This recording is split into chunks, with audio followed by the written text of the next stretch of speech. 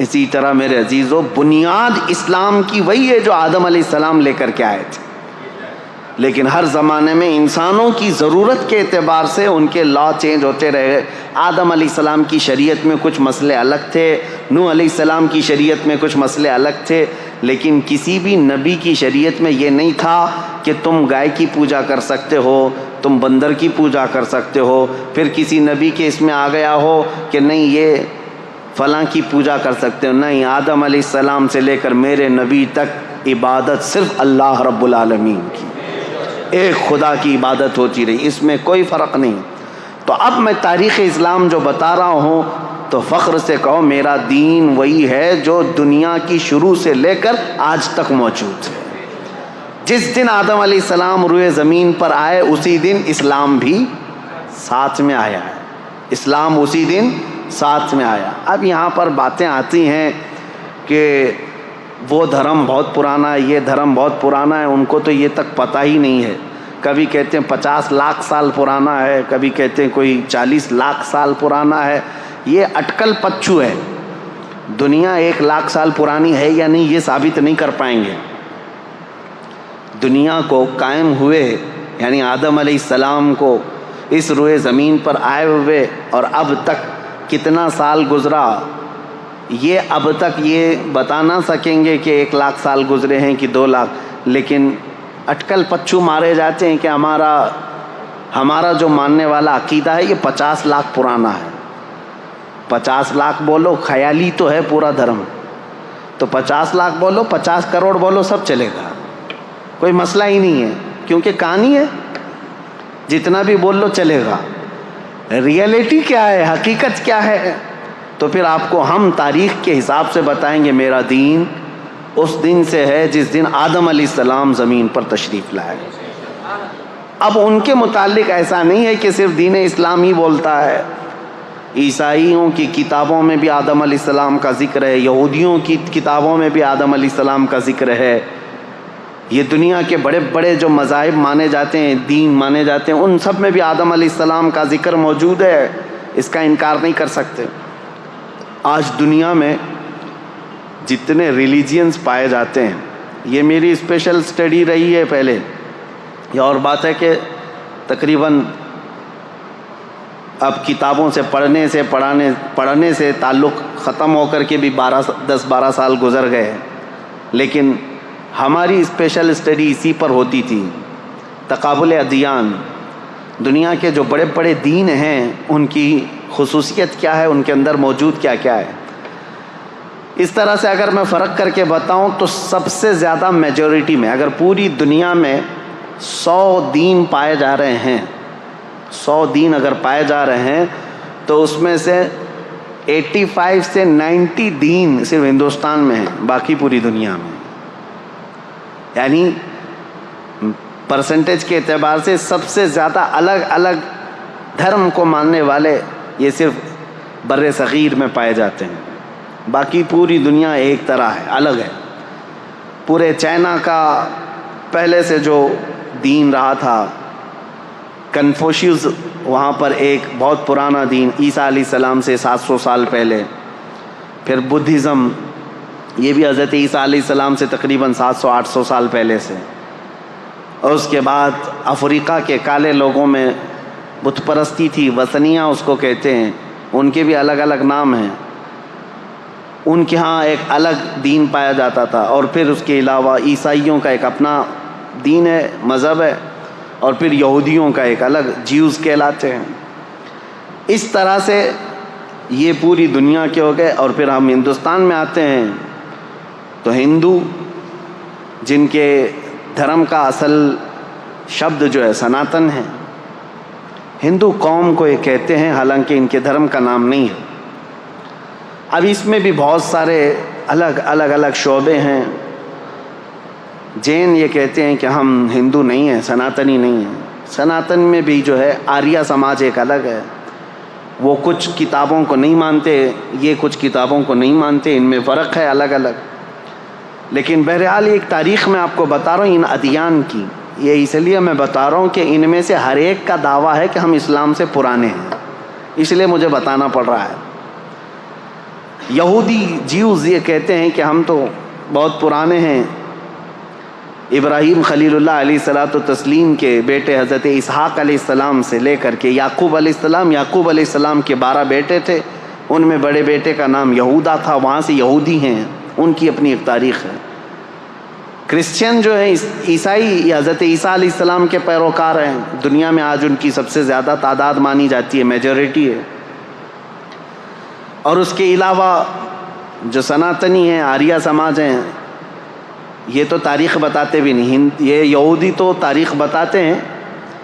کہ عیسیٰ علیہ السلام سے اتنے سال پہلے کے تھے۔ بدھزم کے جو لوگ ہیں، بدھسٹ، ان کے بھی یہاں تاریخ ہے، گوتم بدھ کے پیدائش کی تاریخ یا ان کے زمانے سے وہ لوگ ہیں۔ اور جو چائنا میں کنفوشیوس تھے، ان کی بھی ایک تاریخ ہے، یہ سب کی ایک تاریخ ہے، لیکن ہندوؤں کے ہاں سیدھے 50 لاکھ سال پہلے کی تاریخ ہے۔ اب وہ ہم کو تو نہیں معلوم 50 لاکھ سال پہلے یا 60 لاکھ سال پہلے، بہرحال۔ لیکن میں یہ ساری باتیں اس لیے کہہ رہا ہوں کہ ان سب کا دعویٰ ہے کہ اسلام سے ہم پہلے ہیں، اور اسلام کو یہ لوگ یہ سمجھتے ہیں کہ محمد عربی صلی اللہ تعالیٰ علیہ وسلم کے بعد پوری دنیا میں لایا گیا۔ دیکھیں، استعمال کے طور پر ہم یہ بات کہتے ہیں، نبی کریم صلی اللہ تعالیٰ علیہ وسلم نے یقیناً اسلام کو پوری دنیا میں پھیلایا، بلکہ یہ حقیقی رسول میرے آقا صلی اللہ تعالی وسلم اسلام کے خاتم ہیں، آخری رسول ہیں۔ دین حضور پر آ کر کمپلیٹ ہو گیا، لیکن دین اسلام کا لفظ قرآن پاک میں موجود ہے۔ حضرت موسیٰ علیہ السلام نے بھی فرمایا، جن کی ترجمانی اللہ تبارک و تعالیٰ نے قرآن میں فرمایا ہے کہ موسیٰ علیہ السلام نے فرمایا وَأَنَا أَوَّلُ الْمُسْلِمِينَ، میں سب سے پہلا مسلمان ہوں گا۔ اسلام کا لفظ جو ہے حضرت موسیٰ علیہ السلام سے ہے، حضرت ابراہیم علیہ السلام سے، کئی نبیوں سے یہ ہے۔ تو اسلام جو ہے آدم علیہ السلام سے چلا ہے عقیدے کے اعتبار سے۔ اب ہم جس اسلام کی بات کر رہے ہیں پوری دنیا میں، یہ لوگ جس کو اسلام ٹارگٹ پر رکھتے ہیں، وہ ہمارا یہی دین ہے جو میرے آقا صلی اللہ تعالیٰ علیہ وسلم پر آ کر کمپلیٹ ہو گیا۔ اب کمپلیٹ جس کے ساتھ ہوا ہے، یقیناً وہ ہمارے رسول ہیں، میرے آقا صلی اللہ تعالیٰ علیہ وسلم آخری رسول ہیں، ہمارے آقا و مولا، بلکہ کل کائنات کے وہ مرجع اور محور ہیں۔ یہ سب عقیدہ ہمارا ہے۔ اب سوال یہ ہوتا ہے کہ جب ہم یہ تاریخ بتاتے ہیں تو ان کو سوال کرنے کا پہلے ہی حق نہیں ہونا چاہیے، جو یہ کہتے ہیں اسلام کو ہی کیوں فالو کریں۔ اس سوال کا جواب میں بتاتا ہوں۔ پہلے ہی میں نے بتا دیا تھا، چھوڑو سارے جھگڑے چھوڑ دو، اس کو فالو کریں اس کو فالو کریں۔ میں نے تو تاریخ بتا دیا، پوری کائنات کا باپ جو سب سے پہلے انسان ہے وہ آدم علیہ السلام ہے۔ آؤ ہم اور آپ اپنے باپ کے دین پر قائم ہو جاتے ہیں، اور وہ دین اسلام ہے، وہ دین اسلام ہے، آدم علیہ الصلوۃ والتسلیم۔ لیکن ایک بات یاد رکھنا، آدم علیہ السلام کے لا،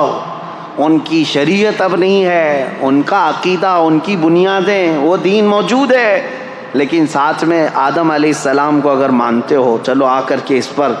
یہ بھی ماننا ہوگا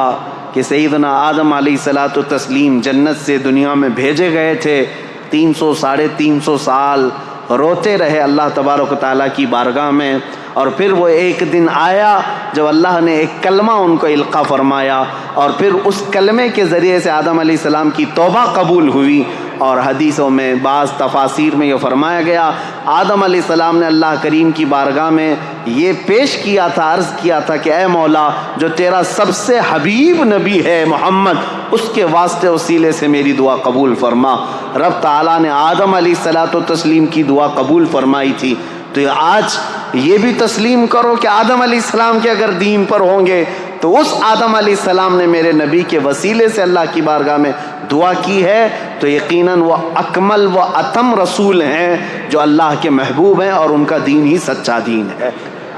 اب میں بتاتا ہوں دین اسلام کی ہی پیروی کیوں کرنی چاہیے۔ سوال یہ، اب میں اسی بات پر اگر چل پڑوں تو پوری رات گزر جائے، وجہ یہ ہے میرا دین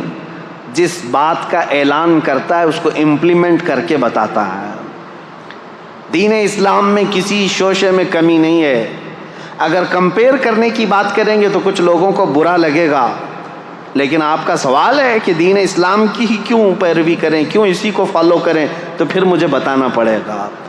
دین اسلام کو فالو کرنے کے لیے اس لیے کہ پورے حیات کا اگر نظام تمہیں چاہیے اپنے جینے کا تو صرف اسلام ہی دیتا ہے، صرف اسلام دیتا ہے۔ یہ میرا چیلنج ہے،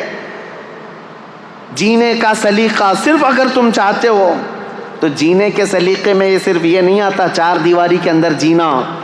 انسان کے جینے کے سلیقے میں اس کی تجارت بھی آتی ہے، اس کی شادی بیاہ بھی آتے ہیں، اس کے پڑوسی بھی آتے ہیں، اس کا بازار بھی آتا ہے، اس کا بزنس بھی آتا ہے، حتیٰ کہ اس کا حکومت کرنا، اس کا وزیر بننا، سپاہی بننا، یہ ساری چیزیں جینے کے حقوق میں آتے ہیں۔ اور ہر شعبے پر اسلام تمہیں پورا پورا چیپٹر عطا کرتا ہے،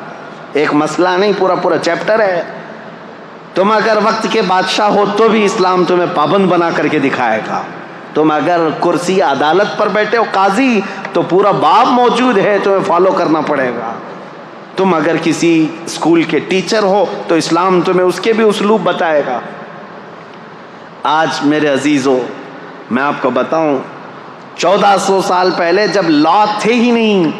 بادشاہوں کے رول چلتے تھے، بادشاہوں کے قانون چلتے تھے۔ جو بادشاہ کے وہ رات میں خواب آ گیا وہ صبح قانون بن گیا، نہ پارلیمنٹ میں پاس کرانے کی ضرورت تھی، کچھ نہیں، بادشاہ کہہ دیا آج سے یہ قانون وہ قانون۔ اسلام نے سب سے پہلے یہ دنیا میں قوانین پیش کیے کہ نہیں، حکومت بھی چلے گی تو لا کے ذریعے سے چلے گی، اور اس لا کے اندر وقت کا خلیفہ بھی داخل ہوگا، وہ بھی شامل ہوگا، قانون اس کے اوپر بھی ہوں گے، کسی ایک کے اوپر نہیں ہے۔